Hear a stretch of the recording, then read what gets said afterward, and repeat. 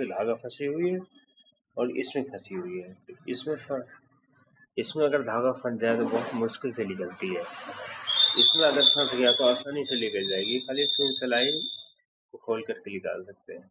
क्योंकि इसको ये वाले जो प्लेट है, प्लेट को, दाग को और शटल को खोल करके निकाल देंगे तो ये क्या है, इधर से हम इसको खींच लेंगे सुई सिलाई को।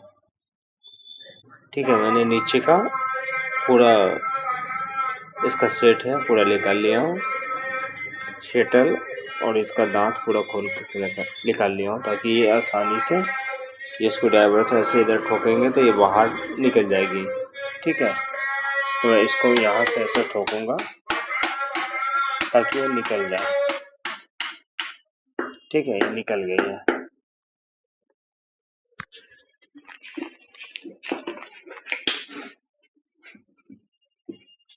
ये देखिए सुई सिलाई